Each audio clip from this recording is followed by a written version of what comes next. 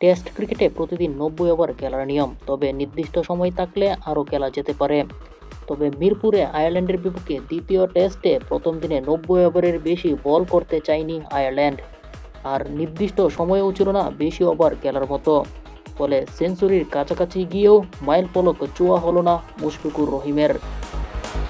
বাংলাদেশের ইনিংসের তখন ৮৩তম ওভার চলছিল, দিনের খেলার বাকি ছিল আর মাত্র ২১ মিনিট। তখন থেকেই সময় ক্ষেপণ করতে থাকে আইরিশরা। শেষ পর্যন্ত নির্ধারিত সময়ে ৯০ ওভারের বেশি খেলা সম্ভব হয়নি, আর মুশফিকও সেঞ্চুরি করতে পারেননি এদিন।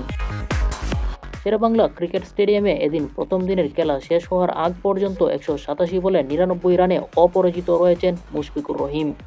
দ্বিতীয় টেস্টের দ্বিতীয় দিনের সকালে ১ রান করলেই ১১তম ব্যাটার হিসেবে ১০০তম টেস্টে সেঞ্চুরির কীর্তি গড়বেন বাংলাদেশের সাবেক এই অধিনায়ক।